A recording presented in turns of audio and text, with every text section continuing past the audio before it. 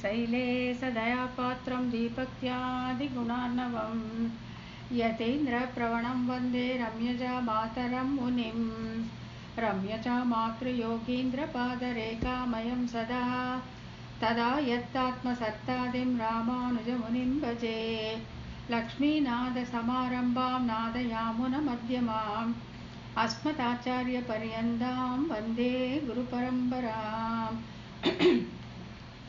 यो नित्यमच्युतपदाम्बुजयुग्मरुक्मा व्यामोहतस्तदितराणि तृणाय मेने अस्मद्गुरोर्भगवतोऽस्य दयैकसिन्धो रामानुजस्य चरणौ शरणं प्रपद्ये माता पिता युवतयस्तनयादिविभूतिः सर्वं यदेव नियमेन मतन्वयानाम् आद्यस्नः कुलपतेर्वकुलाभिरामं श्रीमत्ततङ्घ्रियुगलं प्रणमामि मूर्ध्ना भूतं सहश्च महदाह्रियभट्टनाद श्रीभक्तिसारकुलशेखरयोगिवाहान् भक्ताङ्घ्रिरेणुपरकालयतीन्द्रमिश्रान् श्रीमत्पराङ्कुशमुनिं प्रणतोऽस्मि नित्यम् श्रीमद्यतीन्द्रवरयोगिपदाब्जभृङ्गं श्रीवानशैलमुनिवर्यदयैकपात्रं विख्यातवेदशिखरोभयतत्त्वबोधं रामानुजं कलिजितं मुनिमाश्रयामः சீர்த்திகழும் மங்கநகர் சிறக்க வந்தோன் வாழியே கார்த்திகையில் பூரத்தில் உதித்த வள்ளல் வாழியே பார்ப்புகழும் பாடியத்தை பரிந்துரைப்போன் வாழியே பன்மொழியில் தமிழ்மறையை பகரவல்லோன் வாழியே ஏறார் எதிராஜனடி ஏத்தும் அவன் வாழியே ராமானுஜன் தாளினை அடைந்து இந்தோன் வாழியே பார்ப்புகழும் பட்டர்பிரான் அருளுடையோன் வாழியே எங்கரியன் இணையடிகள் இனிதூழி வாழியே பணவாழ் அரவணை பள்ளி பயில்பவர்க்கு எவ்வுயிரும் குணபோகம் என்று குறுகை கதிபன் உரைத்த துய்ய உணர் பாவின் உட்பொருள் ஒன்றும் அறியா உலகறிய மணவாளன் மாறன் மனமுறைத்தான் வன்முடும்பை வந்தே நாயனார் திருவடிகளே சரணம். இப்போ நம்ம 54வது சூத்திரம் பார்த்துட்டு இருக்கோம். இப்போ இதுக்கு முன்னால் திருவாய்மொழியானது வேதத்திலே சாமவேதத்தினுடைய சாந்தோக்கியம் உபனிஷத்தில் உள்ள அந்த உத்கீதம் என்னும் பகுதியை ஒக்கும் அப்படிங்கிறத பார்த்துட்டு இருந்தோம். அப்போ வேதத்துக்கு மட்டும்தான் ஒக்குமா? வேத உபபிரம்மணங்கள் என்று கூறப்படும் இதிகாச புராணங்களோடும் இதற்கு ஒப்புமை உண்டோ அப்படிங்கிற கேள்விக்கு இதில் நம்ம பார்த்துட்டு இருந்தோம். இப்போ சூத்திரம் என்ன சொல்றது அப்படின்னாக்கா, அன்றிக்கே ஸ்வரூப குண விபூதி சேஷ்டிதங்களை விசதமாக்குகிற பாஞ்சராத்திர புராண இதிகாசங்கள் போலே நீல பாரூப உக்தி தெரிய சொன்ன வேத உபபிரம்மங்கள் என்பார்கள் அப்படின்ட்டு வேத உபபிரம்மணங்களை கூட இந்த திருவாய்மொழி ஒக்கும் அப்படின்னு சொல்லி அதை பிரிச்சு காட்டுறாங்க.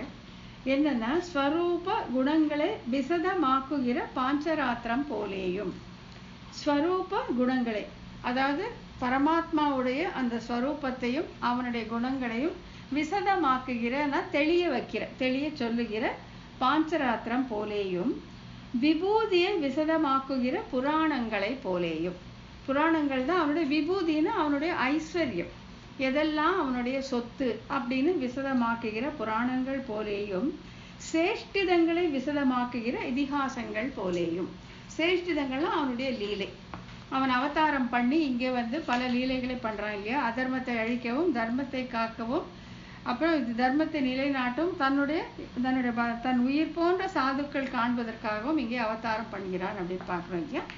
அதே மாதிரி அந்த சேஷ்டிதங்களை விசதமாக்குகிற இதிகாசங்களை போலவும், ராமாயண மகாபாரதம் போல இதிகாசங்கள் போலேயும் நீல பாரூப உக்தியை தெரிய சொன்ன திருவாய்மொழியை வேத உபபிரம்மணம் என்பார்கள்.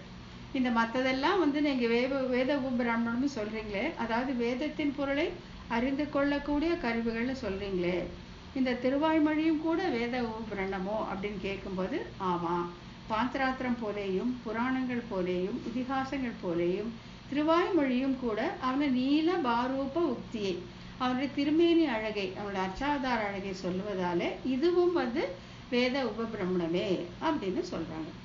இதுல நம்ம ஸ்வரூப குணங்களை விசதமாக்குகிற பாஞ்சராத்திரம் போலே அதை நம்ம பார்த்தோம். பாஞ்சராத்திரத்துல எப்படி வேதத்துல சொல்லப்பட்ட அதெல்லாம் விளக்கப்பட்டிருக்கு அப்படிங்கிறத பார்த்தோம். அதுல ரொம்ப முக்கியமா நம்ம கவனிச்சது இந்த பகவான் அப்படிங்கிற சொல் எப்படி பரமாத்மாவுக்கு பொருந்தும் அப்படின்னு சொல்லிட்டு அந்த குணங்கள் அதெல்லாம் என்னன்னு சொல்லிட்டு அந்த சக்தி, ஐஸ்வர்யம், பலம், வீரியம், தேஜஸ் போன்ற குணங்கள் என்னென்னு விவரிச்சு இதெல்லாம் எவனிடம் இருக்கிறதோ அவனே பகவான் அப்படின்னு பாஞ்சராத்திரத்துல விளக்கப்பட்டிருக்கிறத பார்த்தோம். அடுத்தது விபூதிகளை விசதமாக்குகிற புராணங்களை போலவும், அதுதான் இன்னைக்கு நம்ம பார்க்க வேண்டியது. புராணங்கள் அப்படின்னாக்க மிக பழமையான மிக தொன்மையான வரலாறுகள் அப்படின்னு சொல்வோம். அதுதான் அவனுடைய விபூதிகளை விசதமாக்குகிறது. எதெல்லாம் அவனுடைய ஐஸ்வர்யமோ, எதெல்லாம் அவனுடைய சொத்தோ, எதெல்லாம் அவனுக்கு உரியதோ அதை விசதமாக்குகிற, அதை தெளிவாக்குகிறது எதுன்னு பார்த்தீங்கன்னா புராணங்கள் அப்படின்னு சொல்றாங்க. இப்போ வேதங்களில் உலகங்களின் படைப்பு, பிராமணன் முதலிய சாதிகள், வேத சாதிகளின் வகுப்பு, இருடிகள் அதாவது ரிஷிகளுடைய வம்சம் ஆகியவற்றை விளக்கும் வாக்கியங்கள் சொல்லப்படுகின்றன. இதெல்லாம் வேதத்துல இருக்கு. என்னெல்லாம் பார்த்தீங்கன்னா படைப்பு, எப்படிதான் இந்த அண்டம் படைக்கப்பட்டதுன்னு சொல்றாங்க. அப்புறம் பிராமணன் முதலியான ஜாதிகள் எப்படி வந்தது, இந்த வர்ணம் எப்படி வந்தது. அப்புறம் வேத சாதிகள் தப்பு, வேத சாகைகளின் வகுப்பு, அந்த வேதம் எப்படியெல்லாம் பிரிக்கப்பட்டிருக்கிறது. இருடிகள் ரிஷிகளுடைய வம்சம், இந்த ரிஷிகள் எப்படியெல்லாம் வந்தாங்க, அந்த கோத்திரங்கள் எப்படியெல்லாம் வந்தது அப்படின்னு சொல்லக்கூடியது வேதம் அப்படின்னு சொல்லியிருக்காங்க. அதுக்கு அந்த வேதத்துல எந்த உபனிஷத் வாக்கியம் இதை காட்டி கொடுக்கிறது அப்படின்னு இங்க சொல்றாங்க. என்னன்னா, எதனிடமிருந்து இந்த பூதங்கள் உண்டாகின்றனவோ, பிறந்தனையெல்லாம் எதனால் உயிர் வாழ்கின்றனவோ, பிரளயத்தை சார்ந்தவர்களாய் எதனுள் புக்கு அடங்கிருக்கின்றனவோ அதனை நீ அறிய வேண்டும், அதுவே பிரம்மம் அப்படின்னு தைத்தரிய உபனிஷத்துல சொல்லியிருக்காங்க. எது பிரம்மம் அப்படிங்கிற கேள்வி கேட்கும்போது ஒரு சிறுவன் கேட்கிறான். அதை கேட்கும்போது அவனுடைய தந்தை சொல்லி கொடுக்கிறார், எதனிடமிருந்து இந்த உலகம் உண்டாகிறதோ, எதனால் காப்பாற்றப்படுகிறதோ, எதன் உள்ளே அது சென்று லயம் அடைகிறதோ அதுவே பிரம்மம் என்று நீ அறிந்து கொள்வாய் அப்படின்ட்டு அவனுக்கு சொல்லி கொடுக்கிறாங்க. அது பார்த்தீங்கன்னா, யதோவா இமானி பூதானி ஜாயந்தே ஏன ஜாத்தானி ஜீவந்தி யத் பிரயந்தி அபிசம்பிசத்தி என்பது தைத்தரிய உபனிஷத். அதுல ஒரு சின்ன பையன் கேட்கிறான், பிரம்மம் எது அப்படின்னு கேட்கும்போது, எதனிடமிருந்து உண்டாகி எதனால் காப்பாற்றப்பட்டு எதில் லயமடைகிறதோ அதுவே பிரம்மம் அப்படின்னு. அதனால அண்டத்தின் உற்பத்தி எங்க சொல்லப்பட்டிருக்கு, வேதத்துல சொல்லப்பட்டிருக்கு. அடுத்தது, அந்த பரமபுருடனுடைய முகத்தில் இருந்து பிராமணன் உண்டானான், க்ஷத்ரியன் தோளில் இருந்து உண்டானான், வைசியன் துடையிலிருந்து உண்டானான், சூத்ரன் கால்களில் இருந்து உண்டானான் அப்படின்ட்டு புருஷ சூக்தத்துல சொல்லப்பட்டிருக்கு. புருஷ சூக்தம் அது என்ன செய்யுது, பிராமணோ அஸ்ய முகம் ஆசீத் ராஜன்யஹ கிருதஹ ஊருதஸ்ய யத் வைச்சய பத்யாம் சூத்ரோ அஜாயதே அப்படின்ட்டு எம்பெருமானுடைய அந்த பரமபுருஷன முகத்திலிருந்து பிராமணன் தோன்றினான், அவனுடைய தோள்களிலிருந்து க்ஷத்திரியன் தோன்றினான், தொடைகளிலிருந்து வைசியர்கள் தோன்றினார்கள், பாதங்களிலிருந்து சூத்ரன் தோன்றினான் அப்படின்ட்டு தோற்றம். இப்ப முதல்ல எடுத்தவொடனே சொல்றாங்க இல்லையா, எதுல வேதத்துல என்னெல்லாம் சொல்லியிருக்கு, படைப்பை பத்தி சொல்லக்கூடிய அந்த ஒரு உபனிஷத் வாக்கியம் பார்த்தோம், யதோவா இமானி பூதானி ஜாயந்தே. அடுத்தது, பிராமணர் முதலிய ஜாதிகள் எங்கே தோன்றினவோ அதுக்கு இந்த புருஷ சூக்தத்திலேருந்து சொல்லிட்டாங்க. அப்புறம் எல்லா பிராணிகளையும் உள்ளே பிரவேசித்து ஏவுகிறான். இவன் இப்படி படைக்கிறதோடு மட்டும் இல்லாம ஒவ்வொரு ஜீவாத்மாக்கும் உள்ளே பிரவேசித்து அதைத்து தன் கட்டுப்பாட்டுக்குள் வைத்து அதை அவன் ஏவுகிறான், அவனே நியமிக்கிறான். அதுக்கு என்ன சொல்றாங்க அப்படின்னா, அந்தஹ பிரவிஷ்ட சாஸ்தா ஜனானாம், உள்ளே நுழைந்து எல்லா ஜீவர்களையும் தன் கட்டுப்பாட்டுக்குள்ளே வைத்திருக்கிறான், அவனே நியமிக்கிறான் அப்படிங்கிறத அதிகம் சொல்லிட்டாங்க. அப்புறம் அந்த பரமபுருடனுக்கு எல்லா பிராணிகளும் ஒரு பாதம், கால் கூறு என்று பொருள் என்று புருஷ சூக்தத்தை சொல்லியிருக்காங்க. இந்த லீலா விபூதி இருக்கு பார்த்தீங்களா, இந்த லீலா விபூதியில் இருக்கக்கூடிய இந்த எல்லாமே, இந்த ஸ்தாவரம் திர்யக்கு மனுஷர்கள் தேவர்கள் எல்லாருமே அவனுக்கு அந்த ஸ்ரீ வைகுண்டத்துல இருக்கிறதுல அந்த 4ல் ஒரு பகுதி தான் இது. மற்ற 3 பகுதி அவனு நித்திய விபூதி என்று சொல்லக்கூடிய அந்த ஸ்ரீவைகுண்டம் அப்படின்னு சொல்றாங்க. அதுக்கு என்ன சொல்றாங்க? பாதோஷ விஸ்வாபூதானி என்பது புருஷ சூக்தம். இது எல்லாமே அவனுடைய கால் பங்கு, அவனுடைய ஐஸ்வர்யத்துல கால் பங்கு அப்படின்ட்டு. அப்போ அந்த ஐஸ்வர்யம் என்னெல்லாம் அப்படின்ட்டு வேதத்துல சொல்ற முறையை இங்க சொல்றாங்க. அப்புறம் அந்த யாக்ஞவல்யர் பதில் சொன்னார். யாக்ஞவல்யர் ஒரு மிகப்பெரிய ஒரு ஞானி. அவர் சொல்றார் என்னன்னா, இந்த 33 தேவர்களும் முன்பு கூறின 3306 தேவர்கள் குணமாக இருப்பார்கள். முன்னால அவங்க விளக்கம் சொல்லியிருக்காங்க, வர்ணிச்சிருக்கிறாங்க. யாரை வர்ணிச்சிருக்காங்க அப்படின்னு சொன்னாக்கா, 3306 தேவர்களின் குணமாக இருப்பவர்கள், அவங்களுடைய ரெப்ரசன்டேட்டிவ்ஸ்னு வச்சுக்கலாம், அவருடைய பிரதிநிதிகளாக இருப்பவர்கள். யாருன்னா இந்த 33 தேவர்கள். நம்ம சொல்றோம் இல்லையா, 33 தேவர்கள் அமரருக்கு முன் சென்று கப்பம் தவிக்கும் கலியேன்னு சொல்றோம் இல்லையா. அந்த 33 தேவர்கள் இதற்கு முன்னால் சொல்லப்பட்ட அந்த ஆயிரக்கணக்கான தேவர்களுடைய பிரதிநிதிகள் அப்படின்னு யாக்ஞவல்யர் சொல்றார். இந்த 33 யார்? 33 சொல்றவன் இவங்க யாரு அப்படின்னு பார்த்தாக்கா, இவர் வசுக்கள் என்பவர். வசுக்கள் அப்படின்னு சொல்றவங்க 8 பேர்.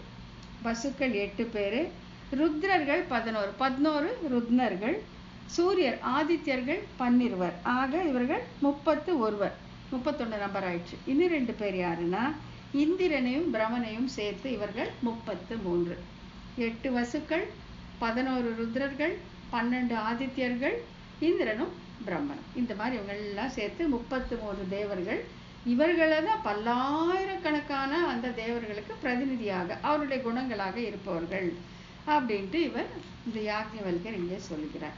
ஸோ இப்போ இது இருக்கு. ஸோ அண்டம் எப்படி படைக்கப்பட்டதுங்கிறது சொல்லப்பட்டது, இந்த வர்ணங்கள் எப்படி படைக்கப்பட்டதுன்னு சொல்றது, இந்த தேவர்கள் யாருன்னு சொல்லப்பட்டது, எப்படி எம்பெருமான் எல்லாவற்றையும் உள்ளே நுழைந்து நியமிக்கிறான்னு சொன்னதுனால வேதம் இதையெல்லாம் கூறுகிறது.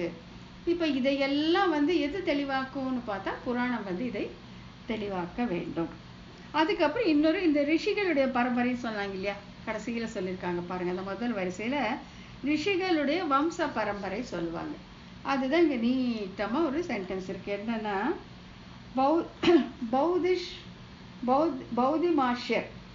பௌதிமாஷர் கௌபவனிடமிருந்து கல்வியை பெற்றார். கௌபவனர் கௌசிகரிடமிருந்து கல்வியை பெற்றார். கௌசிகர் கௌண்டின்யரிடமிருந்து கல்வியை பெற்றார். அப்புறம் கௌண்டின்யர் சாண்டில்யரிடமிருந்து கல்வியை பெற்றார். சாண்டில்யர் கௌசிகர் கௌதமர் என்னும் இருவரிடமிருந்து கல்வியை பெற்றார். கௌதமர் அக்னி வைச்சியரிடமிருந்து கல்வியை பெற்றார். சாண்டில்யரிடமிருந்து அக்னி வைச்சியர் கல்வியை பெற்றார்ட்டு அந்த ரிஷி பரம்பரை. இப்ப அதுவும் வேதத்தில் இருக்குன்னு முதல்ல சொன்னதுனால அந்த பரம்பரையும் இங்க அழகா காட்டி கொடுத்துருக்காங்க. அதுக்கும் பிரமாணம் இங்க சொல்லியிருக்காங்க. சொல்லிட்டு இப்ப இதையெல்லாம் புராணம் எப்படி விசதமாக்கும் அதுதான் நம்ம பார்க்கணும் இல்லையா. இப்ப அவனுடைய ஐஸ்வர்யத்தை விசதமாக்கும் புராணங்களை போல அப்படின்னு சொல்லும். அப்போ அவனுடைய ஐஸ்வர்யம் அது இதெல்லாம் வருது. அண்டத்தை படைப்பதென்ன, அதை உள்நுழைந்து நியமிப்பதென்ன, வர்ணங்களை ஏற்படுத்துவதென்ன, அப்புறம் அவனுடைய ஐஸ்வர்யம் எவ்வளோ பெருசு, அதாவது கால் பங்கு தான் இந்த லீலா விபூதின்னு சொல்லிட்டு, அப்புறம் எப்படி இந்த இது ரிஷிகளுடைய வம்ச பரம்பரை எப்படி வந்தது, அப்படி இந்த 33 தேவர்கள் யார் அப்படிங்கிறது எல்லாத்தையும் இதுல அடக்கிட்டாங்க. பாத்தீங்களா, இத்தனை விஷயங்களும் உங்களுக்கு வேதத்துல சொல்லியிருக்கு. அதை விசதமாக்கும் சுராணங்களை போல இதை தெளிவாக்க கூடியதுதான் புராணங்கள். அது ரொம்ப விரிவா இருக்கும் புராணங்கள். ஆகையால அதை இங்க சுருக்கமா சொல்லி விட்டுட்டாங்க. புராணங்கள் இதை விசதமாக்கும் அப்படின்னு சொல்லிட்டாங்க. எப்படின்னா, விபூதிகளை விசதமாக்குகிற புராணங்கள், இவற்றை புராணங்கள் தெளிவுபடுத்துதல் அப்படின்னு ஒரு கன்சைஸா கொடுத்து விட்டாங்க. இது இந்த புராணம்னு இங்க சொல்லல. என்னன்னா, படைத்தல், அழித்தல், வம்சம், மன்வந்திரங்கள், வம்சத்தை பின்பற்றி வருகின்ற சரித்தங்கள் என்னும் 5 பற்றி கூறுகின்ற தன்மை உடையது புராணம். ஸோ ஒரு புராணம்னு இருந்தா அதுக்கு 5 விஷயங்கள் கண்டிப்பாக அதுல இருக்கணும். என்னெல்லாம் பார்த்தீங்கன்னா, படைத்தல் இருக்கணும், அழித்தல் இருக்கணும், வம்ச பரம்பரை பத்தி இருக்கணும், மன்வந்திரங்கள் அந்த காலகட்டங்கள் பல்வேறு அந்த அத்தனை தூரம் அந்த யுகங்கள், அதுக்கப்புறம் கல்பங்கள், அதெல்லாம் சேர்ந்து அந்த மன்வந்திரங்களை பற்றிய விவரம் இருக்கணும். வம்சத்து இருக்கணும், அப்புறம் வம்சத்தை பற்றிய சரித்தங்கள் இருக்கணும். இதெல்லாம் எது சொல்கிறதோ அதுவே புராணம். இந்த 5ம் புராணத்துக்கு இருக்க வேண்டிய லட்சணங்கள் அப்படின்ட்டு அமரம் அப்படிங்கிற அந்த நூலில் சொல்லியிருக்காங்க. புராணங்கள் இதையெல்லாம் விசதமாக்குகிறதுன்னா இந்த 5 விஷயங்கள் என்ன? சர்க்கச்ச பிரதிசர்க்கச்ச மன்வந்திராணிச்ச வம்சானுச்சரிஞ்சவை புராணம் பஞ்சலக்ஷணம் அப்படின்னு அமரம்ல சொல்லியிருக்காங்க. ஆகையில சுருக்கமாக சொல்லிவிட்டாங்க. இந்த வேதத்தில் சொல்லப்பட்ட இந்த விஷயங்கள் புராணங்களில் தெளிவாக்கப்பட்டிருக்குது அப்படின்னு சொல்லி விட்டுட்டாங்க. சொல்லலை இதெல்லாம் எந்தெந்த புராணத்தில் இருக்கும் அப்படின்ட்டு அந்த டீட்டெயில்ஸ்குள்ளே போகலை. இதெல்லாம் சொல்லக்கூடியது புராணம். ஆகையால் அவனுடைய விபூதியை விசதமாக்கிற புராணம் போலே, அவனுடைய விபூதி, அவனுடைய ஐஸ்வரத்தை சொல்லக்கூடிய அந்த புராணங்களை போல திருவாய்மொழி அப்படின்னு சிம்பிளாக சொல்லிவிட்டாங்க. இப்போ அடுத்தது சேஷ்டிதங்களை விசதமாக்குகிற இதிகாசங்களை போலவும். இதிகாசங்கள்ல 2, ஒன்று ராமாயணம், இன்னொன்று மகாபாரதம் இதிகாசங்கள். இப்போ சேஷ்டிதங்களை விசதமாக்குகிற இதிகாசங்கள். சேஷ்டிதங்கள்ல அவனுடைய அவதாரம், அவன் இங்கே பிறந்து அவன் செய்யக்கூடிய அந்த லீலைகளை தான் இங்கே சேஷ்டிதங்கள் அப்படின்னு சொல்றாங்களா. அதை விசதமாக்குகிற, அதை தெளிவாக்குகிற இதிகாசங்களை போலே. எப்படின்னா பரமாத்மாவின் அவதாரங்களை விளக்கும் வேத வாக்கியங்கள். ஃபர்ஸ்ட் அதை சொல்றாங்க. எப்படின்னாக்கா, ஏ பூமியே வராக அவதாரம் எடுக்க பகவானால் செய்யப்பட்ட பெரிய முயற்சியால் உயரே எடுக்கப்பட்டாய் அப்படின்ட்டு தைத்திரிய உபனிஷத்துல சொல்லியிருக்கு. தைத்திரிய உபனிஷத்துல இந்த எம்பெருமானோட அவதாரம் பேசப்பட்டிருக்கு, அவனுடைய சேஷ்டிதம் பேசப்பட்டிருக்கு. எப்படி சொல்றாங்கன்னா அப்படின்னாக்கா, உத்துருதாசி வராகேண என்பது தைத்திரிய உபனிஷத். பூமியே உன்னை வராகர் உன்னை தூக்கினார் அப்படின்ட்டு வராக அவதாரம் பேசப்பட்டிருக்கு. ஆகையால அது சொல்லியிருக்கு. அப்புறம் இன்னொன்று பகவான் உலகங்களை அளந்தார், 3 விதமாக அடியை வைத்தார் அப்படின்ட்டு விஷ்ணு சூக்தம்ல சொல்லியிருக்கு. என்னன்னா, இதம் விஷ்ணு விசக்கிரமே திரேதே நிதே பதம் என்பது விஷ்ணு சூக்தம். 3 அடிகளா இந்த உலகங்களை அளந்தார் அப்படின்ட்டு. இதெல்லாம் எம்பெருமானுடைய சேஷ்டிதங்கள் வேதத்தில் காணப்படும் வகை. இந்த விஷயங்கள், இந்த இவனுடைய அவதாரங்களை பற்றி வேதம் சொல்லக்கூடியது. ஒன்று தைத்தரியத்தில் இருக்கு, இன்னொன்று விஷ்ணு சூக்தத்தில் இருக்கு. இப்போ இதை விசதமாக்குவது எது அப்படின்னு பார்த்தா இதிகாசங்கள்ல இந்த விஷயம் விசதமாக்கப்பட்டது. இப்போ நம்ம முதல்ல அப்படித்தானே பார்த்துட்டு வரோம். வேதத்துல சொன்னது பாஞ்சராத்திரம் எப்படி சொல்லுச்சு, வேதத்துல சொன்னது புராணங்கள் எப்படி சொல்லுச்சு, இப்போ வேதத்துல சொன்னது இதிகாசங்கள் எப்படி சொல்லுச்சு பார்க்க போறோம். இப்போ சேஷ்டிதங்களை விசதமாக்குகிற இதிகாசங்களை எப்படி இவனுடைய லீலை வர்ணிக்கப்பட்டிருக்கிறதுன்னா, இவற்றை விரிவாக விளக்கும் இதிகாச புராணங்கள். ராமாயணம் நாராயணனோட கதை என்பது பிரமாணம். ராமாயணம் நாராயணனுடைய கதை அப்படிங்கிறது பிரமாணம். ராமாயண நாராயணம் கதாம் என்பது பிரமாணம். ஆகையால இப்போ அந்த ராமாயணமே ஸ்ரீமன் நாராயணனுடைய கதை அப்படிங்கிறதுனால, நாராயணன் எப்பொழுது ராமனாக அவதரித்தானோ அந்த கதை தான் ராமாயணம் அப்படின்ட்டு இந்த இதிகாசம் அதை தெளிவாக்குகிறது அப்படின்னு அர்த்தம். அடுத்தது, ஸ்ரீ அவதார ஸ்ரீ கிருஷ்ணாவதாரங்களில் செய்யப்பட்ட செயல்கள் புராணங்களில் விரிவாக விளக்கப்படுகின்றன. புராணங்களை தான் நீங்க ரொம்ப விரிவாக எம்பெருமானுடைய சேஷ்டிதங்களை நாம் அனுபவிக்கலாம். என்ன சொல்றாங்கன்னா, பிறகு மிகப்பெரிய ஆற்றலுடைய விஷ்ணு அதித்தியில் அவதரித்தார். வாமன சரீரத்தை மேற்கொண்டு விரோசனன் புதல்வியான பலியின் அருகில் சென்றார்.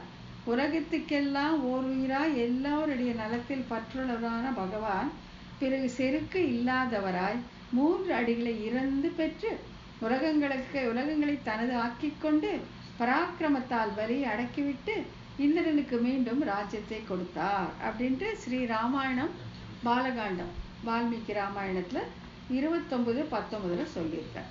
இது ராமாயணமாக இருந்த பொழுதிலும் அதுல எம்பெருமானுடைய வாமன அவதாரம் பேசப்பட்டிருக்கு. யாருக்கு குழந்தையா பிறந்தார், எங்க போனார், எப்படி இந்த 3 அடியை யாசித்து பெற்றார், அப்புறம் எல்லாருடைய நன்மைக்காகவும் திருவிக்கிரமாக வளர்ந்து எல்லா உலகங்களையும் அளந்து அதை திரும்பி இந்திரனுக்கு கொடுத்தார் அப்படிங்கிற அந்த வாமன அவதாரம் ஸ்ரீராமாயணத்துல பேசப்பட்டிருக்கு. ஆகையால அவனுடைய சேஷ்டிதங்களை விசதமாக்குகிற இதிகாசங்களை போலவும் அப்படின்னு அங்க பொருத்தமா வந்திருக்கு. மற்ற அவதாரங்களின் செயல்களும் இடைப்பிரவரலாக ஸ்ரீ ராமாயணத்தில் பேசப்படுகின்றன. ராமாயணம் வந்து நாராயணன் ராமராக வந்த காதின்னு தான் சொல்றாங்க. ஆனாலும் இந்த மற்ற அவதாரங்கள் பேசப்பட்டிருக்கிறது இங்க எடுத்து காட்டப்பட்டிருக்கு. ஆகையால் நம்முடைய சேஷ்டிதங்களை விசதமாக்குவது தெளிவாக்குவது எதுன்னா இதிகாசங்கள் அப்படின்ட்டு. அடுத்தது இப்ப ராமாயணத்திலிருந்து ஒரு உதாரணம் சொல்லிட்டாங்க. அடுத்து மகாபாரதத்தையும் சொல்ல போறாங்க. என்னன்னா, மகாபாரதத்தில் மோட்ச தர்மத்தில் அவதார ரகசியத்தில் நாரதரால் இப்படி சொல்லப்பட்ட பகவான் பதில் சொல்லலானான் அப்படின்னு சொல்லிட்டு இந்த மோட்ச தர்மத்தில் அவதார ரகசியம் சொல்றான் பகவான். யார்கிட்ட சொல்றான்னா நாரதர்கிட்ட. என்னன்னா, தொடங்கி முதலில் மீனாக ஆகப் போகிறேன், பூமியை நிலநிறுத்த போகிறேன், பெரிய கடலில் அழுந்து கிடக்கிற வேதங்களையும் மேலே எடுக்க போகிறேன், பிராமணோத்தமரான நாரதரே கூர்ம அவதாரம் எடுத்து ஏமகூடம் என்ற மலைக்கு ஒப்பான ஒளியையுடைய மந்திர மலையை அமுதத்துக்காக தரிக்கப் போகிறேன். இது இரண்டாவது அவதாரம் அப்படின்னு பகவானே தன்னுடைய அவதாரங்களை பற்றி சொல்லுவதாக மகாபாரதத்துல செய்திருக்கு. நான் மீனா மறக்க போறேன், தண்ணிக்குள்ள போக போறேன், வேதங்களை காப்பாற்ற போறேன், நான் கூர்மமாக அவதரிக்க போறேன், மந்திரமலை தாங்க போறேன் அப்படின்ட்டு எல்லாத்தையும் நாரதர்கிட்ட பகவானே சொல்லுகிறார். ஆச்சா. அதனால இவனுடைய லீலைகளை விசிஷ்டமாக்குவது எது, லீலைகளை தெளிவாக்குவது எதுன்னு பார்த்தா இதிகாசங்கள் அப்படின்னு கொண்டு வந்து முடிக்கிறாங்க. அப்புறம் இது எங்க இருக்குன்னா, மகாபாரதம் சாந்தி பருவம் 348:3-4 இருக்கு என்று தசாவதாரங்களில் செய்த செயல்கள் தெளிவுற பேசப்படுகின்றன. அப்ப ராமாயணத்துல வந்து என்ன சொன்னாருனாக்கா தன்னுடைய வாமன அவதாரத்தை பற்றி சொன்னார். மகாபாரதத்துல வந்து மச்சாவதாரத்தை பற்றியும் கூர்மாவதாரத்தையும் பற்றி பகவானே சொன்னார். அப்படிங்கிறதால அவனுடைய சேஷ்டிதங்களை தெளிவாக்குகிற இதிகாசங்கள் போலேயும். அப்ப குணரூபங்களை தெளிவாக்குவது பாஞ்சராத்திரம், விபூதிகளை தெளிவாக்குவது புராணங்கள், சேஷ்டிதங்களை தெளிவாக்குவது இதிகாசங்கள். இப்போ இதை போல நம்மாழ்வாருடைய திருவாய்மொழி எதை தெளிவாக்க போகிறது அப்படின்னு நம்ம பார்க்கிறோம். நீல பாரூப உக்தியை தெரிய சொன்ன திருவாய்மொழி. நீல பாரூப உக்தியை தெரிய சொன்ன திருவாய்மொழி. வேதங்களில் வர்ணிக்கப்பட்ட பரம புருஷனின் உருவம், அந்த உருவம் எம்பெருமானுடைய உருவம் வேதத்துல எப்படி விவரிக்கப்பட்டிருக்கு அப்படின்னா, கருத்த மேகத்தின் நடுவில் இருக்கிற மின்னல் கொடி போன்ற ஒளியுடன் கூடிய ரொம்ப அழகான ஒண்ணு நாராயண அனுவாகத்துல இருக்கு. எம்பெருமானுடைய உருவத்தை அந்த மாதிரி தரிசித்து அந்த நாராயண அனுவாகத்துல சொல்லியிருக்காங்க. எப்படின்னு சொன்னாக்கா, நீல தோயத மத்தியஸ்தா வித்யுல்லேக கேவ பாஸ்வரா அப்படிங்கிறது நாராயண அனுவாகம். அதாவது அந்த கருத்த மேகத்தின் நடுவிலே ஒரு மின்னல் கொடி தோன்றினால் எப்படி இருக்குமோ அப்படி இருக்கிறான் பகவான் அப்படின்னு சொல்லிட்டு இந்த நாராயண அனுவாகத்துல விவரிக்கப்பட்டிருக்கு.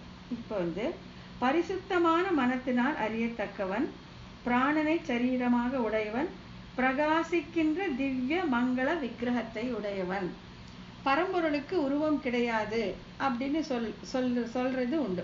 அவனுக்கு உருவமற்றவன் அப்படின்னு சொல்றது. உருவமற்றவன் இருக்கு, உருவமற்ற நிலையும் அவனுடையதான். ஆனால் தானாக விரும்பி காட்டக்கூடிய உருவமும் உண்டு.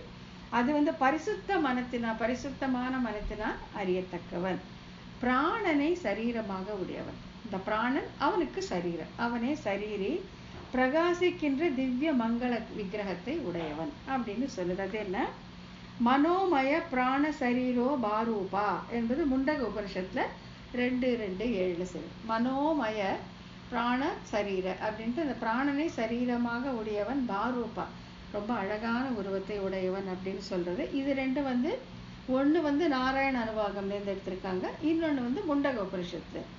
இது வந்து எப்படி திருவாய்மொழி விசதமாக்குகிறது, திருவாய்மொழி எப்படி இதை தெளிவாக்குகிறது அப்படின்னு சொல்ல போனாதான் அப்பதான் வந்து பாஞ்சராத்திரத்துக்கும் புராணங்களுக்கும் இதிகாசங்களுக்கும் திருவாய்மொழிக்கும் சாமியம் உண்டு அப்படிங்கிறத நம்ம பார்த்துக்கலாம். இப்போ எப்படி தெரிய சொன்ன திருவாய்மொழி, நீல பாரூப உக்தி, அவனுடைய உருவத்தை வேதத்தில் சொன்னதை தெரிய சொன்ன திருவாய்மொழி. திருவாய்மொழி எப்படி தெரியும்படி சொல்லப்பட்டது அப்படின்னா, இந்த உருவத்தை சுவாமி நம்மாழ்வார் தம்முடைய திருவாய்மொழியில் முதலில், நடுவில், இறுதிகளில் பல இடங்களில் வர்ணித்து பேசுகிறார். ஒரு இடம் 2 இடம் இல்லை, முதல்ல சொல்றாரு, நடுவுல சொல்றாரு, கடைசியில சொல்றாரு, 4 பிரபந்தங்களிலும் சொல்றார் அப்படின்னு காட்டி தர போறாங்க. இதை இவர் தெரிய சொன்ன திருவாய்மொழி 6:9-11 என்பதால் இவர் பிரபந்தங்கள் வேத உபபிரம்மணம் எனப்படுகின்றன. இவருடைய திருவாய்மொழி எப்படி வேத உபபிரம்மணம்னா தெரிய சொன்ன, இவர் சாட்சாத்கரித்தார். தட் இஸ் தூய மனதால் அறியக்கூடியவன்னு பார்த்தோம் இல்லை. இவருடைய மனதுக்கு காட்சி பொருளானான் அந்த எம்பெருமான், அந்த பரம்பொருள். அதை வைத்துதான் அவர் தன்னுடைய 4 திவ்ய பிரபந்தங்களிலும் முதலிலும் முடிவிலும் இந்த அழகான உருவத்தை அவர் வர்ணித்திருப்பதால் தெரிய சொன்ன, அவர் பார்த்து சொன்னதுனால இது வேத உபபிரம்மமே அப்படின்னு கொண்டாடுறாங்க. எப்படி சொன்னாரு? இந்த 4 திவ்ய பிரபந்தங்கள்ல தொடக்கத்துல எங்க சொல்லியிருக்காரு, முடிவில் எங்க சொல்லியிருக்காரு நம்ம பார்க்கணும். முதல்ல திருவிருத்தம் என்ன சொல்றாருன்னா, முழு நீர் முகில் வண்ணன் அப்படின்னு 2வது பாசுரத்தை சொல்லியிருக்காரு. முழு நீர் முகில் வண்ணன் கரெக்டா அங்க வருதுல, கருத்த மேகத்தின் நடுவில். கருத்த மேகம் எப்படி இருக்கு? முகில் நீர். முழு நீர் முகில் வண்ணன், பூரா அந்த தண்ணியால மழையால நிரம்பி இருக்கிற அந்த கருத்த மேகத்தை போன்ற வண்ணத்தை உடையவன். முடிவில் திருவிருத்தம் கடைசியில் என்ன சொல்றானா, மைப்படி மேனையும் செந்தாமரை கண்ணும். மை மாதிரி கருப்பான உடம்பு, செந்தாமரை கண், அழகான தாமரை போன்ற கண்கள்ட்டு திருவிருத்தம் 94வது பாசுரத்துல. ஸோ 2வது பாசுரம் முதல்ல, 94வது பாசுரம் முடிவில். ஸோ திருவிருத்தம் என்கிற தன்னுடைய திவ்ய பிரபந்தத்திலே எம்பெருமானுடைய திருமேனி அழகை நம்மாழ்வார் சொல்லியிருக்கிறார். 2வது திருவாசிரியம், அந்த திவ்ய பிரபந்தத்தில் என்ன சொல்றான்னா, மீதிட்டு பச்சை மேனி மிக பகைப்ப. மீதிட்டு பச்சை மேனி, நீலம் பச்சை கருப்பு இதெல்லாம் டார்க் கிரீன் டார்க் ப்ளூ, கருப்பு எல்லாம் கிட்டத்தட்ட ஒரே மாதிரி இருக்கிறதுனால இந்த திருவாசிரியத்துல அவர் பச்சை மேனி, பச்சை மாமலை போல் மேனின்னு சொல்ற மாதிரி பச்சை மேனி மிக பகைப்ப. அப்புறம் கடைசியில திருவாசிரியல முதல் பாசுரத்துல இப்படி சொல்லிட்டு 5வது பாசுரத்தை என்ன சொன்னார்னா, தாமரை காடு மலர் கண்ணோடு கனிவாய் உடையதுமாய். தாமரை காடு மாதிரி இருக்காங்க அப்படியே. இப்ப நம்ம ஒரு தடாகத்துல ஃபுல்லா அந்த தாமரை பூத்திருந்தா எப்படி இருக்குமோ அந்த மாதிரி தாமரை காடுன்னுவோம். சில இடத்துல பாத்தீங்கன்னா அடர்த்தியா தாமரை பூத்திருக்கும். தாமரை காடு. அவனுடைய கண்கள் செந்தாமரை கண்கள், வாயும் அழகான செந்தாமரை மலர்ந்தது, கைகளும் செந்தாரை, திருவடிகளும் செந்தாமரை. அப்படி அவனே ஒரு தாமரை காடாக இருக்கிறான் அப்படின்ட்டு, தாமரை காடு மலர் கண்ணோடு கனிவாய் உடையதுமா, அழகான ஒரு கோவை பழம் போல சிவந்த வாயை உடையவன்ட்டு அவனுடைய உருவத்தை அங்கேயும் சொல்லியிருக்கார். திருவாசிரியம் முதல் பாசுரத்திலும் 5வது பாசுரம் முதலிலும் கடைசியிலும் சொல்லியிருக்கார். ஏன்னா திருவாசிரியம் மொத்தமே கம்மி பாசுரம் தான், அதிகம் கிடையாது. அப்புறம் பெரிய திருவந்தார், அதுல நற்பூவைப்பூ என்ற வண்ணன். பூவைப்பூ வண்ணா, அந்த பூவைப்பூ போல கலர் இருக்குன்னு சொல்லிட்டு நிறைய இடத்துல ஆண்டாள் பெருமாட்டையும் சொல்லுவாங்க. நற்பூவைப்பூ ஈன்ற வண்ணன், அந்த பூவை போல அதுக்கு இருக்கிற அந்த காற்று அந்த அழகான வண்ணத்தை உடையவன் எம்பெருமான் அப்படின்ட்டு முதல் பாசுரத்திலே சொல்றாரு. அப்புறம் முடிவுல கார்கலந்த மேனியான். கார்கலந்த மேனியான் அழகான ஒரு வார்த்தை. கார்கலந்த மேனியான், அந்த மழை மேகம், அந்த மழை துளிகளா நிரம்பப்பட்ட அந்த கருத்த மேனியை போன்ற அந்த உடலை உடையவன் கார்கலந்த மேனியான் அப்படின்ட்டு பெரிய திருவந்தாதி 96வது பாசுரத்தை சொல்லியிருக்கார். அப்புறம் திருவாய்மொழியில முதல்ல துயரறு சுடரடி. இது ரொம்ப முக்கியம். துயரறு சுடரடின்னு ஒன்னே சொன்னாலும் இது என்ன சொல்லுவாங்கன்னாக்க, சுடரடி அப்படின்னா அவனுக்கு திருவடிகள் இருக்குன்னு அர்த்தம் இல்லையா? திருவடி மட்டுமா இருக்கும்? திருவடி இருந்தா அங்கே அவனுடைய திருமேனி இருக்கும் அப்படின்ட்டு பிரம்மத்திற்கு அழகான திருமேனி உண்டு அப்படின்னு நம்மாழ்வார் எடுத்த உடனே முதல் பாசுரத்திலே சொல்லிட்டார் அப்படின்னு இதை நினைச்சு இதை கேட்கும்போது கூரத்தாழ்வான் மயக்கம் போட்டு விழுந்துருவாராம். அடடே, எப்படிதான் அதாவது பிரம்மத்துக்கு உருவமில்லை என்று சொல்வர்களோட மிடற்றை பிடித்தார் போலே அப்படின்வாங்க. இப்படிலாம் சொல்லாதீங்கடா, இங்க பாரு அவனுக்கு துயரது திருவடி நம்மாழ்வார் பார்த்திருக்காரு அப்படின்னு சொல்லி அந்த துயரது திருவடிட்டு எடுத்த முதல் பாசுரத்திலே சொல்லியிருக்காரு. அவனுடைய திருமேனி, எம்பெருமானுக்கு பிரம்மத்துக்கு அழகான திருமேனி உண்டு அப்படிங்கிறத அந்த துயரறு சுடரடி, நம்ம துன்பங்களை தீர்க்கக்கூடிய சுடரடின்னு உண்டு. ஆனா சுவாமி ராமானுஜர் என்ன சொல்வார்னாக்கா, இவனுடைய துன்பத்தை தீர்த்தாலு தன் துன்பம் தீர மாட்டானா. இந்த ஜனங்களோட துன்பம் போகணுமே என்று இவளுடைய துன்பத்தை தீர்த்து தன்னுடைய துன்பத்தை தீர்த்து கொள்றவன் அப்படிப்பட்ட திருவடி அப்படின்னு ராமானுஜர் அதற்கு சிறப்பாக ஒரு விளக்கத்தை கொடுத்திருக்கிறார். அப்புறம் கடைசியில திருவாய்மொழி 10:10:6. இப்ப நம்ம பார்த்தது 1:1:1. 10:10:6 என்ன சொன்னான்னா, புனக்காயா நிறத்த புண்டரீகன் செங்கனிவார். எப்படிதான் அனுபவிக்கிறார் நம்மாழ்வார். புனக்காய் வண்ணன், புனக்காயின்னு ஒரு காய், அந்த கலர்ல இருப்பானாமா. நிறத்து புண்டரீக கண், தாமரை போன்ற மலர்ந்த கண், செங்கனிவார் அழகான கனி போன்றவார். இப்படி அந்த உருவத்தை அனுபவிச்சு ஆழ்வார் அப்படியே எழுதியிருக்காரு. அப்ப நீலபாரூப உக்தி சொன்ன அந்த அழகிய திருமேனியை வர்ணித்த நம்மாழ்வாருடைய இந்த திருவாய்மொழி வேத உபபிரண்டமே அப்படின்னு சொல்ல வராங்க. சரிங்களா? இப்ப பாஞ்சராத்திரத்துல என்ன சொன்னாங்க? அவனுடைய ஸ்வரூபம், குணம். புராணங்கள் என்ன சொன்னாங்க? அவனுடைய விபூதி. இதிகாசங்கள் என்ன சொன்னாங்க? அவனுடைய சேஷ்டிதங்கள். திருவாய்மொழியில் என்ன சொன்னாரு? அவனுடைய உருவ லட்சணம். ஸோ எல்லாமே ஒரே மாதிரி வர்றதுனால நீ அதுங்கெல்லாம் வேத உபபிரமணம்னா இதுவும் வேத உபபிரமணமே அப்படின்னு கொண்டாந்து முடிக்கிறாங்க. தெரிய சொன்ன என்கிற இது திருவாய்மொழி திருப்பாசரமே ஆகிலும் வேத பிரம்மணமாக இருக்கும் தன்மை மற்ற 3 திவ்ய பிரபந்தங்களுக்கு ஒக்கும் என்றே கொள்ளப்பட வேண்டும். திருவாய்மொழி மட்டும் சொல்லியிருந்தாலும் அவருடைய திருவருத்தம், திருவாசிரியம், பெரிய திருவந்தாதிக்கும் அந்த தகுதி உண்டு அப்படின்னு சொல்றாங்க. பாஞ்சராத்திரத்திலும் புராணங்களிலும் இதிகாசங்களிலும் இவர் பிரபந்தங்களிலும் ஸ்வரூபம், குணம், விபூதி, அவதரித்து செய்த செயல்கள் ஆகிய எல்லாமும் சொல்லப்பட்டிருக்கின்றன. ஆனாலும் பாஞ்சராத்திரங்களுக்கு ஸ்வரூபம், குணம் இவற்றில் நோக்கு. இப்போ நீங்க இப்படி கேட்கலாம், அப்ப மற்றதெல்லாம் சொல்லப்படவில்லையா? பாஞ்சராத்திரத்திலிருந்து இவனோட உருவம் விளக்கப்படவில்லையா? புராணங்கள்ல இல்லையா? இதிகாசங்களெல்லாம் இருக்கு, எல்லாமே கலந்துதான் இருக்கு. ஆனா அதில் நோக்கு எது குறிப்பாக இது விளக்குகிறது அப்படின்னு பார்த்தாக்கா, பாஞ்சராத்திரங்களுக்கு ஸ்வரூபம், குணம் இவற்றிலே நோக்கு மெயின். மற்றது சொல்லியிருந்தாலும் முக்கியமாக பாஞ்சராத்திரத்தை சொல்வது என்னன்னாக்கா அதனுடைய ஸ்வரூபம், குணம் இவற்றில் நோக்கு. புராணங்களுக்கு உலகின் விரிவினை சொல்லுவதிலே நோக்கு. புராணம் அதில் தான் நோக்கு. உலகத்தின் விரிவை, அந்த முனிவர்களுடைய வம்சம் அதெல்லாம் சொல்லுவதிலே நோக்கு. இதிகாசங்களுக்கு அவதாரங்களை பற்றி சொல்வதிலேயே நோக்கு. இதிகாசுக்கு அதுதான் பாயிண்ட், அதுதான் அவங்களுக்கு ஏன். நம்மாழ்வார் அருள் செய்களுக்கு திவ்ய மங்கள விக்கிரகத்திலேயே நோக்கு.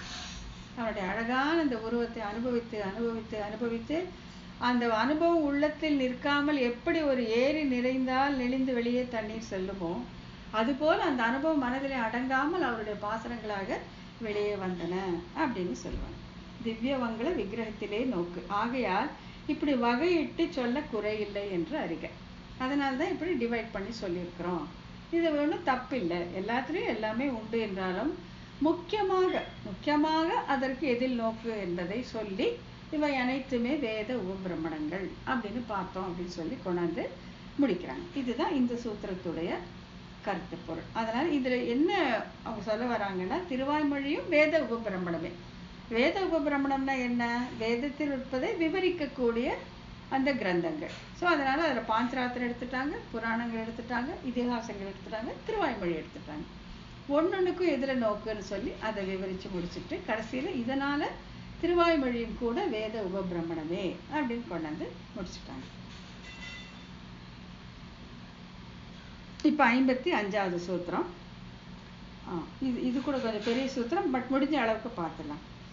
ஆழ்வார்களுடைய திவ்ய பிரபந்தங்களும் மகரிஷிகளின் இதிகாச புராணங்களும் வேதங்களுக்கு உபபிரமணங்கள் என்னும் ஒப்புமையை ஒருவாறு பெற்றிருந்தாலும் சரி, ஒத்துக்கிறோம், பெற்றிருந்தாலும் ஆழ்வாருடைய திவ்ய பிரபந்தத்துக்கு உண்டான ஏற்றம் மகரிஷிகளுடைய நூல்களுக்கு கிடையாது என்று மேலே விரிவாக சொல்ல போகிறார். இப்போ இவ்வளவு தூரம் இது வேத பிரம்மணம் சொல்லிட்ட போதிலும் இவருடைய இந்த திவ்ய பிரபந்தங்களுக்கு இருக்கக்கூடிய இந்த ஏற்றம் ரிஷி முனிவர்களால் செய்யப்பட்ட இதிகாச புராணங்களுக்கு கிடையாது அப்படின்னு சொல்ல போறாங்க. இதுக்கு மேல மற்றவரை விட இது ஏற்றம் உடையதுன்னு சொல்ல போறாங்க என்று மேலே விரிவாக விளக்கப்படும் விஷயத்துக்கு அடியிடுவது இந்த சூத்திரம். இதுக்கு மேலே நிறைய சொல்லுவாங்க, அதுக்கு அடியிடுவது. அதாவது திருவாய்மொழி கூட வேத உபபிரமணம்னு சொல்லியிருந்த பொழுதிலும் ரிஷி முனிவர்கள் மூலமாக செய்யப்பட்ட அதற்கும் மேல் உயர்ந்தது திருவாய்மொழி என்று இதுக்கு மேல சொல்ல போறாங்க. அதற்கு முதல் அடியாக அமைய போவது இந்த சூத்திரம். என்னன்னாக்கா, மேல் சூத்திரத்தை கொண்டு இதன் கருத்தினை உணர வேண்டும். ராஜச தெய்வமான பிரம்மனுடைய வரம் காரணமாக அவதரித்த வால்மீகி ராமாயணம் என்ன தாமத தெய்வமான சிவனிடத்தில் உபதேசம் கேட்ட ரிஷிகளில் ஒருவரான புலஸ்தேருடைய திருவருள் காரணமாக அவதரித்த ஸ்ரீ விஷ்ணு புராணம் என்ன, மற்றும் இங்கனம் தோன்றிய மகரிஷிகளுடைய நூல்கள் என்ன ஆகிய இவை எல்லாவற்றை காட்டிலும் சுத்த சத்வ தெய்வமான ஸ்ரீமன் நாராயணனுடைய திருவருளாலே அவதரித்த ஆழ்வார் பிரபந்தம் மிக மிக சிறப்பு வாய்ந்தது என்பது கருத்து. இப்போ இங்க என்ன சொல்ல வராங்கன்னாக்கா, இந்த இதிகாசங்கள் எப்படி வந்தது, புராணங்கள் எப்படி வந்தது, திவ்ய பிரபந்தம் எப்படி வந்ததுன்னு சொல்ல போறாங்க. இப்ப இந்த இதிகாசம் ராமாயணம் எடுத்துட்டீங்கன்னாக்கா, பிரம்மனுடைய உபதேசத்தாலே வால்மீகி பகவான் அதை செய்தார் அப்படின்னு சொல்லப்படுது. அப்ப பிரம்மன் ராஜச தெய்வம், அவனுக்கு நான் படைக்கிறேன் அப்படிங்கிற கர்வம் உண்டு, தன்னை ஈஸ்வரனாக பாவித்து இருக்கக்கூடியவன் அந்த பிரம்மன். அவனுடைய அருளாலே அமைந்தது வால்மீகி ராமாயணம். இப்ப இங்க இன்னொன்னு சொல்ல வராங்க, என்னன்னா இந்த அருள் புரிந்தவர் யாரு, பிரம்மன் தேவன். அருள் பெற்றவர் யாரு, வால்மீகி மனிதர். ஆகையால இவர்கள் 2 பேரும் வேறு வேறு ஜாதி, விஜாதியர் அப்படின்னு சொல்லுவாங்க. சஜாதியர் அல்ல, விஜாதியர் அப்படின்னு சொல்ல வருவாங்க. அதே உங்களுக்கு புராணங்கள் பார்த்தீங்கன்னாக்கா, சிவபெருமான் சில ரிஷிகளுக்கு அவர் உபதேசம் செய்ய, அதில் ஒருவரான புலஸ்தியர் அவர் சொல்லிக் கொடுக்க மற்றவர் செய்ததாலே இது சஜாதியம், மனிதருக்கு மனிதர் சொல்லியது அப்படின்னு ஒரு கிளாசிபிகேஷன் கொண்டாடுவாங்க. இதுக்கு மேல இந்த மாதிரி எல்லாம் இல்லாம ராஜச தெய்வமான பிரம்மன் மூலமாக வந்த ராமாயணத்தை போலவோ, இல்லை தாமச தெய்வமான சிவபெருமான் மூலமாக வந்த அந்த புராணங்களை போலவோ அல்லாமல் சுத்த சத்வ தெய்வமான ஸ்ரீமன் நாராயணன் தானே அருளி செய்தது இந்த திருவாய்மொழி நம்மாழ்வார் வாயிலாக. ஆகையால மற்றவரை காட்டிலும் இதற்கு ஏற்றம் அதிகம் அப்படின்னு இந்த சூத்திரத்தை சொல்ல வருவாங்க. இதை பிரிச்சு கொஞ்சம் கொஞ்சமா பார்த்துக்கலாம். கல்பாதியில் தோற்றிற்று வர்ணிக்கும் சதுர்முகன் சந்தஸும், மோகசாஸ்திர பிரவர்த்தகன் பிணச்சுடலை வெந்தாராக்கும் ஆறும், அணிந்து ஏறி ஏறி சுழன்று ஆடும் ஆலம் அமர் பிச்சு தெளிந்து தான் வணங்குமாறு உரைக்க கேட்ட சஜாதியர் பிரசாதமும் ஆர்ஷ மூலம் அப்படிங்கிறதா இந்த சூத்திரம். இப்போ ஆர்ஷ மூலம் அப்படின்னாக்கா ரிஷிகளால் செய்யப்பட்டது. ஆர்ஷ மூலம் அப்படின்னா ரிஷிகளால் செய்யப்பட்டது. அது ஃபர்ஸ்ட் மனசுல வாங்கிக்கலாம். அப்புறம் இதை பிரிச்சுக்கலாம். கல்பாதியில் தோற்றிற்று வர்ணிக்கும் சதுர்முகன் சந்தஸ் ஆர்ஷ மூலம். சதுர்முகன் சந்தஸ் ஆர்ஷ மூலம். இங்க ஆர்ஷ மூலம் ரிஷிகளால் செய்யப்பட்டதுன்னு யாரு, வால்மீகி. யார் இவருக்கு சொல்லிக் கொடுத்தது, பிரம்மன். எப்பேற்பட்ட பிரம்மன்னா கல்பாதியில் தோற்றிற்று வர்ணிக்கும் சதுர்முகன். அந்த கல்பாதியிலே தோன்றக்கூடிய அந்த சதுர்முகன் சொல்லி கொடுத்தது வால்மீகி அப்படின்னு சொல்ல வராங்க. ஒண்ணுன்னா பார்த்துக்கலாம். சதுர்முகன் சந்தஸ் ஆர்ஷ மூலம். சதுர்முகன் யாரு, பிரம்மன். சந்தஸ் ஆர்ஷ மூலம். அதுதான் ஆர்ஷ மூலம், இந்த ரிஷியால சொல்லப்பட்ட அந்த ராமாயணத்துக்கு மூலம் அப்படின்னு சொல்றாங்க. சந்தஸ்ன்னா இங்க நினைவு இல்ல வரம்னு வச்சுக்கணும். சந்தஸ் அந்த நினைவை சொல்லி கொடுக்கறது, சொல்லி கொடுத்து அதை இங்க நிக்க வச்சுக்கிறது. ஸோ அங்கே அது நினைவு அல்லது வரம் அப்படின்னு புரிஞ்சுக்கணும். இங்க சந்தஸ்ன்னா நான்முக பிரம்மனின் அருளால் அவருடைய நினைவால் வால்மீகி பகவான் அருளியது ராமாயணம். இப்ப புரியுது இல்லைங்களா? நான்முக பிரம்மனுடைய அருளால், அவனோட ஆசியால் வால்மீகி பகவான் அருளி செய்தது ராமாயணம். ஆர்ஷ மூலம், ஒரு ரிஷியால் ஆக்கப்பட்டது. பிரம்மன் எப்படிப்பட்டவன், ராஜசகுணம் மிகுந்தவன் ஆச்சுங்களா. கல்பாதியில் தோற்றிற்று வர்ணிக்கும் சதுமுகன் சந்தஸும். இங்க சந்தஸ்னா என்ன சொன்னோம், நினைவு சொல்லும். ஸோ சதுமுகன் சந்தஸ்னா அந்த நான்முக பிரம்மனுடைய நினைவு. முன்கு பிரமனாலே எந்த கல்பத்தில் எந்த நாளில் எது சொல்லப்பட்டதோ அதனுடைய பெருமை அந்த தன்மையாகவே பேசப்படுகிறது அப்படின்னு மாத்ஸ்ய புராணத்துல சொல்லியிருக்கு. அவனுக்கு எந்த நினைவு இருக்கிறதோ அதால தான் தோன்றும் அப்படின்னு சொல்றாங்க. முக்குணங்களும் கலந்துள்ளனவாகவும் சாத்வீகங்களாகவும் ராஜசங்களாகவும் தாமசங்களாகவும் அப்படின்னு மாத்ஸ்ய புராணம் சொல்லியிருக்கு. இந்த நான்முக பிரம்மனுக்கு ஒரு இது உண்டு, என்னன்னா சில டைம்ல அவருக்கு ராஜச குணம் மிகுந்திருக்கும், சில டைம்ல தாமச குணம் மிகுந்திருக்கும், சில டைம்ல சத்துவ குணம் மேலோங்கி இருக்கும். அது எந்தெந்த குணம் மேலோங்கி இருக்கோ அந்தந்தக்கு ஏற்ப அவர் புராணங்களை செய்தார் அப்படின்னு சொல்லப்படுகிறது. என்கிறபடி அந்த நாள்களில் கல்பங்களின் தொடக்கத்தில் தோன்றுகிற குணங்களுக்கு தகுதியாக பிரமன் புராணம் இயற்றுகிறான். அந்த கல்பத்தில் அவனுக்கு எந்த குணம் மேலோங்கி இருக்கோ அதுக்கேற்ற மாதிரி அவர் புராணங்களை ஏற்றி விடுகிறார் அப்படின்னு சொல்றாங்க. இந்த நான்முக பிரம்மன் எப்படி பண்றான்னா, தாமச குணம் பொருந்திய நாள்களில் அக்னி, சிவன் ஆகியோரின் பெருமையை பேசுகிறான். ராசத குணம் பொருந்திய நாட்களில் தன்னுடைய பெருமையை பேசுகிறான். ஸோ தாமச குணம் மேங்கிலோங்கி இருக்கும்போது பிரம்மன் எதை பற்றி, நான்முக பிரம்மன் எதை பற்றி பேசுகிறான் என்றால் அக்னி, சிவன் போன்றவர்களை குறித்து அவன் புராணங்கள் ஏற்றுவான். ராஜச குணம் மேலோங்கி இருக்கும்போது தன்னை பற்றியே அவன் பேசிக்கொள்வான். சத்துவகுணம் கலந்த நாட்களில் சர்வேஸ்வரனுடைய பெருமையை பேசுகிறான். அந்த சத்துவகுணம் மேலோங்கி இருக்கக்கூடிய டைம்ல அவன் சர்வேஸ்வரனை குறித்து பேசுவான்.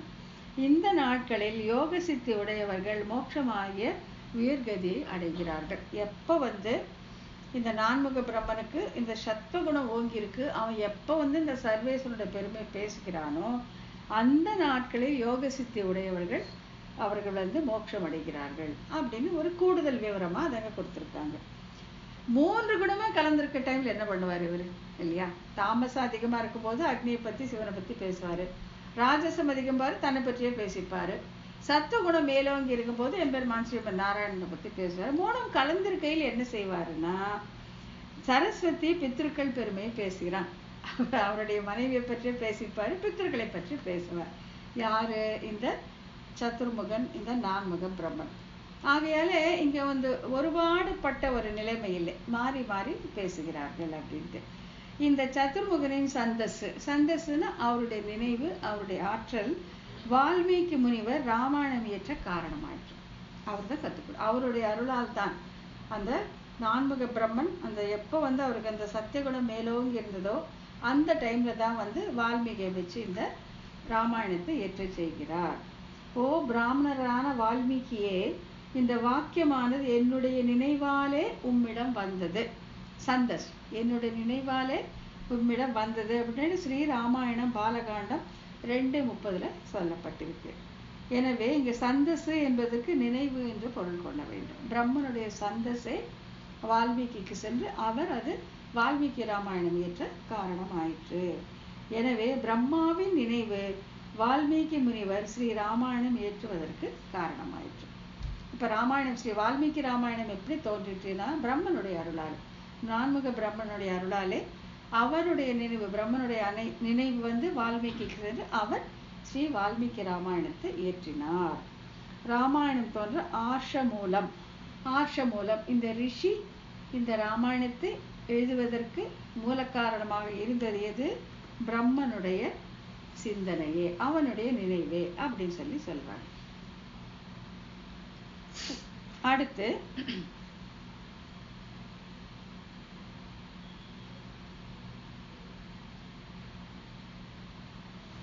இப்போ இந்த கடைசியில அந்த சஜாதியன் விஜாதியன் சொன்னீங்க, அது என்னன்னாக்கா வால்மீகி ரிஷிக்கு மனுஷர் அருள் புரிந்த பிரம்மன் வேறு இனத்தை சேர்ந்தவன், அதாவது அவர் தேவர்.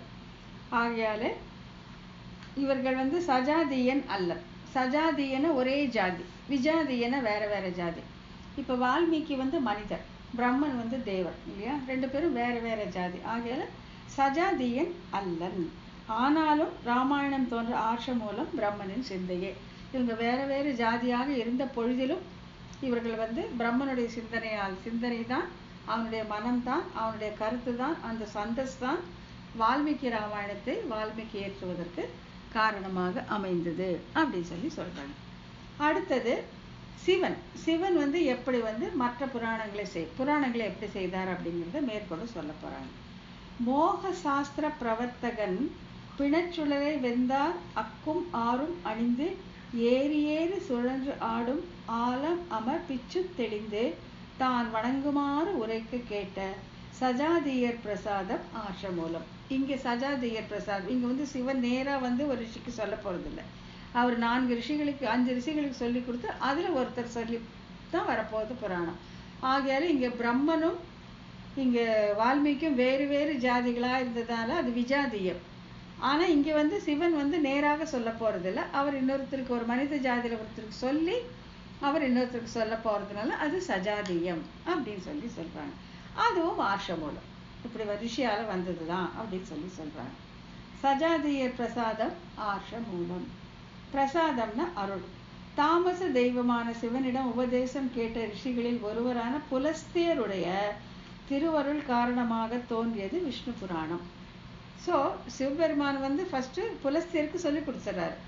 அதற்கு பிறகு அவர் இன்னொருத்தருக்கு சொல்லி கொடுத்துதான் விஷ்ணு புராணம் வந்தது. ஆகையால் அது சஜாதியம், ஒரே இனத்தை சேர்ந்த ஒரு மனிதரால் இன்னொரு மனிதருக்கு சொல்லப்பட்டது. அதுதான் வித்தியாசம். அங்க அதுக்கும் இதுக்கும் அதுதான் வேறுபாடு. தாமச தெய்வமான சிவனின் குணங்கள். இப்ப சிவனுடைய குணங்கள் என்னன்னு அப்படின்னு சொல்ல போறாங்க. மோக சாஸ்திர பிரவர்த்தகன்.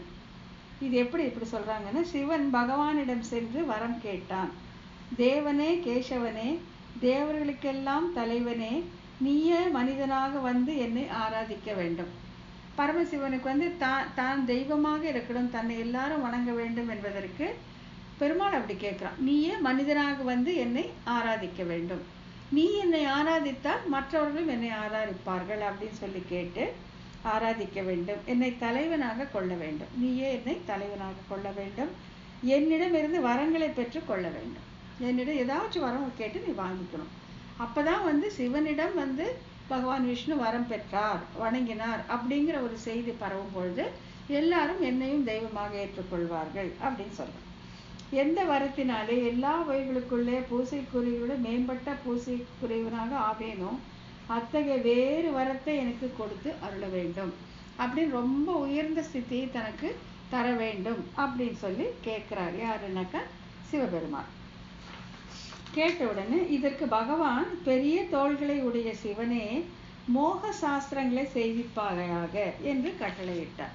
பெரிய தோள்களை உடைய சிவனே, உன்னுடைய இஷ்டப்படியே நீ மோக சாஸ்திரங்கள் அப்படிங்கிறத எழுது அப்படி. அந்த மோக சாஸ்திரங்கள் அது ஒரு பெரிய கதை. அதை செய்கிற வேலையை எம்பெருமான் சிவனிடம் ஒப்படைக்கிறார். மோக சாஸ்திரங்களை நீ செய்வாயாக அப்படின்ட்டு. பகவான் இந்த கட்டளையை போலிக்காரணமாக கொண்டு ஆகமம் முதலிய மோக சாஸ்திரங்களை உலகில் பரப்பினான் சிவன். இதையே காரணமாக வச்சுட்டு இதுவே தன்னுடைய ஒரு உத்தரவாக வைத்துக்கொண்டு ஆகமம் முதலிய பல்வேறு சாஸ்திரங்களை சிவன் வெளியிட்டான். அப்புறம் சிவனுடைய இயல்புகள் என்னெல்லாம் அவருடைய இயல்புன்னு பார்த்தா, பிணங்கள் இரு காடதனுள் நடமாடும் பிஞ்சகன் அப்படின்ட்டு பெரிய திருமொழியில அவர் அந்த மயான பூமியிலே இருக்கக்கூடியவர் அப்படின்னு அது சிவனுடைய ஒரு குணம். அடுத்தது சுடலை, அந்த பொடி, அந்த சாம்பலை எடுத்து அணிந்து கொள்பவர்.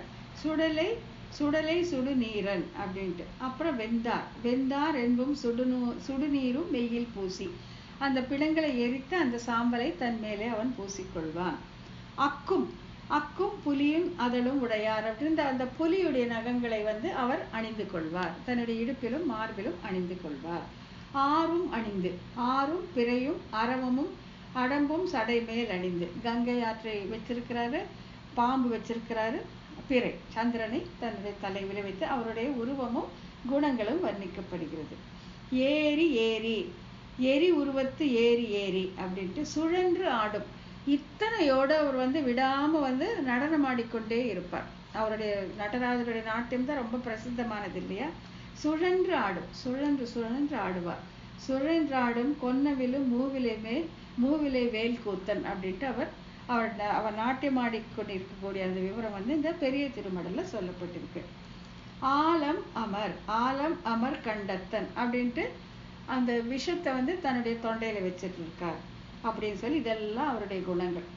அதாவது மயான பூமியில் இருக்கக்கூடியவர், அந்த திருநீரை அணிந்து கொள்பவர், அந்த புலியினுடைய நகங்களை அணிந்து கொண்டிருப்பவர், தலையில கங்கையும் பிறையும் சடாமுடி தரித்து கொண்டு எப்பொழுதுமே நடனம் ஆடிக்கொண்டிருந்து அந்த தொண்டையில அந்த நஞ்சுண்டன் என்ற அந்த விஷத்தை வைத்துக் கொண்டிருப்பவர்.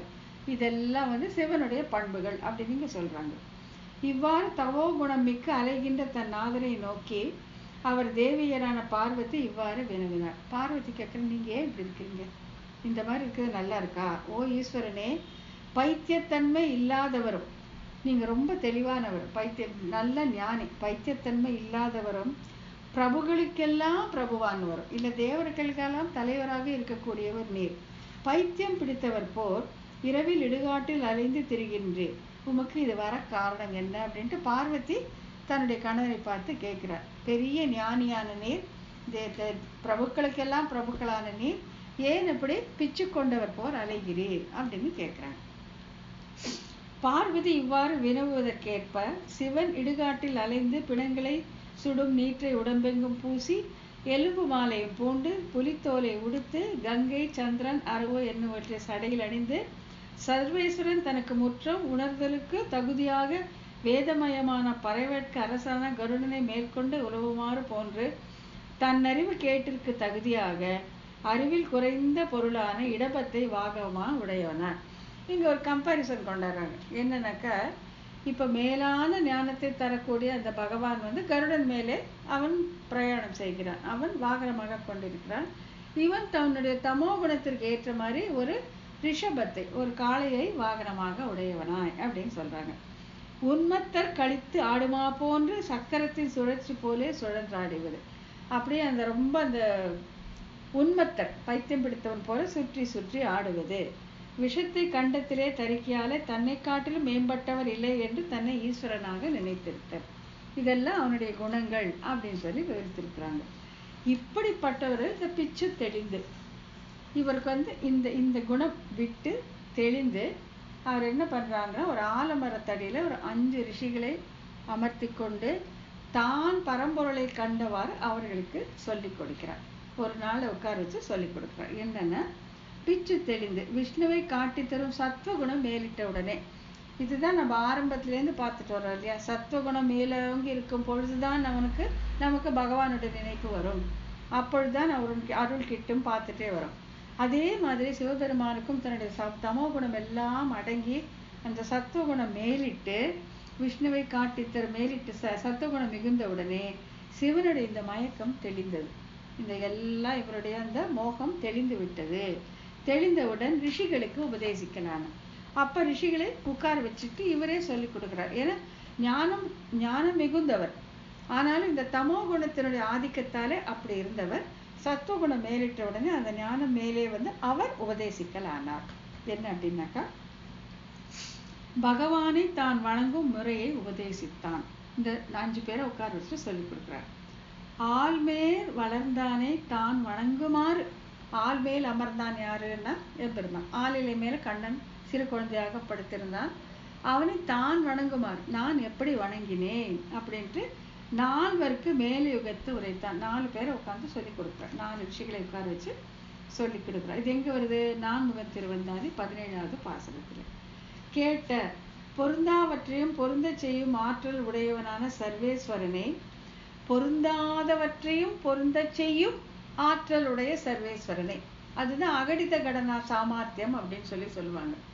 பொருந்தாதவற்றை பொருந்த செய்யும் சாமர்த்தியம், அதாவது இயல்பிலேயே பகை கொண்ட பாம்பையும் கருடனையும் ஒன்றாக வைத்திருப்பான். ஆதிசேஷன் மேல படுத்துப்பாரு, கருடன் மேல பறந்து போவார். இயற்கையிலே பகை உள்ள அந்த 2ஐ ஒன்றாக வைத்திருப்பான், அகடித கடனா சாமர்த்தியம்.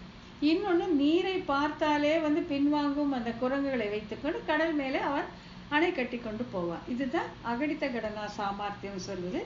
பொருந்தாதவற்றை பொருந்த செய்யும் ஆற்றலுடைய சர்வேஸ்வரனை தான் வணங்கும் விதத்தை எடுத்துரைக்க அதை கேட்ட 4 ரிஷிகள், 5 பேர் இல்லை 4 ரிஷிகள்.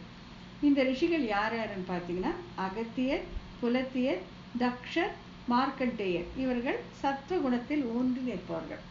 இந்த சத்துவகுணத்தில் ஊன்றி நிற்கக்கூடிய இந்த ரிஷிகள் யாரு? அகஸ்தியர், புலத்தியர், தக்ஷர் மற்றும் மார்க்கண்டேயர். இவங்க 4 பேரையும் உட்கார வச்சு சிவபெருமான் தனக்கு சத்துவகுணம் மேலோங்கி இருக்கும் பொழுது பொருந்தாதவற்றை பொருந்துவிடும் சர்வேஸ்வரனுடைய குணங்களை அவர்களுக்கு உபதேசித்தான். தான் கண்டவாறு தான் வணங்குமாறு அவர்களுக்கு சொல்லிக் கொடுத்தான். இந்த ரிஷிகளில் சஜாதியர் பிரசாதமும். இவர்களில் ஒருவரான புலத்தியர் ரிஷியாக உள்ள தம்மினத்தையே சேர்ந்த சஜாதியர். அங்க விஜாதியர்னு சொல்லல, பிரம்மன் வந்து வால்மீகிக்கு சொன்னதெல்லாம் 2 பேரும் வேற வேற ஜாதி. அவர் தேவர், இவர் மனுஷர். அங்க சஜாதியம் கிடையாது. இங்க புலத்தியர். புலத்தியர் யாரு? மனிதர். அவர் யார்கிட்ட இருந்து கேட்டுட்டாரு? சிவன் கிட்ட இருந்து கேட்டுட்டார். தான் கேட்டது தன்னோட மனித ஜாதியே சேர்ந்த பராச்சரருக்கு சொல்லிக் கொடுத்தார். புராண சம்ஹிதைகளை செய்பவராக ஆகி ஆசி கூறினார்.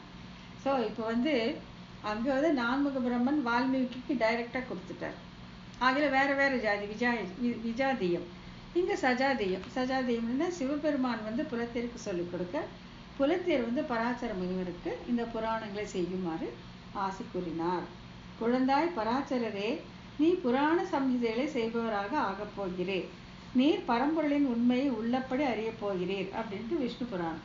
ஸோ அந்த விஷ்ணு புராணத்தை செய்த இந்த பராசர முனிக்கு ஆசீர்வாதம் கூறியது யாரு? புலத்தியர். புலத்தியர் இந்த அறிவை யார்கிட்டேருந்து பெற்றுக்கொண்டார்? சிவபெருமானிடமிருந்து பெற்றுக்கொண்டார். ஆகையால் இது வந்து சஜாதேயம், மனிதருக்கு மனிதரே சொல்லிக் கொடுத்தது. ஆர்ஷ மூலம், ரிஷிகளால் சொல்லப்பட்ட புராணங்கள் தோன்ற காரணம். ஆகையால் இதுக்கும் இதிகாசங்கள் தோன்றுவதற்கும் புராணங்கள் தோன்றுவதற்கும் ரிஷிகள் தான் காரணம். இது ஒன்றா விஜாதீயமாக இருக்கலாம், இல்லை சஜாதீயமாக இருக்கலாம். விஜாதீயம் அப்படின்னு சொல்லும்போது நான்முக பிரம்மன் வால்மீகிக்கு சொன்னா போல, சஜாதீயம் என்று சொல்ல போது சிவபெருமானிடந்து கற்றுக்கொண்ட புலஸ்தியர் பராசர முனிவருக்கு சொல்லிக் கொடுத்ததை போல அப்படின்னு சொல்லி இது வரைக்கும் கொண்டாடுறாங்க. இவ்வாறு இந்நூல்கள் இயற்ற ரிஷிகள் பிரம்மனருளோ சிவனருளோ காரணமாயிற்று. இந்த ஆர்ஷ மூலம், இந்த ரிஷிகள் சொல்லிக் கொடுப்பதற்கு ஒன்னா பிரம்மனுடைய அருள், இல்லாட்டி சிவபெருமானுடைய அருள் காரணமாயிற்று. நேரே பகவானின் திருவருள் இல்லை. எம்பெருமான் இங்க வந்ததாக பேச்சே இல்லையே, அவர் உட்கார வச்சு சொல்லி கொடுத்தாருங்கிறதுக்கு பேச்சே இல்லை. எனவே இவை ஆர்ஷ மூலம் என்று திரள கூறப்பட்டது. எல்லாம் ஒட்டு மொத்தமாக ஆர்ஷ மூலம் என்று கூறப்பட்டது. சுத்த சத்துவ தெய்வமான ஸ்ரீமன் நாராயணனுடைய திருவருளாலே அவதரித்த ஆழ்வார் பிரபந்தம் மிக மிக சிறப்பு வாய்ந்தது என்பது கருத்தாகும். ஸோ நடுவில் இன்டர்வீனிங் யாருமே கிடையாது. நேராக ஸ்ரீமன் நாராயணனோட திருவருளாலே இந்த ஆழ்வார் திவ்ய பிரபந்தங்களை செய்ததால அது வந்து இதிகாச புராணங்களை காட்டிலும் மேம்பட்டது அப்படின்னு சொல்ல வராங்க. அது வந்து அடுத்த சூத்திரத்தை வரும்.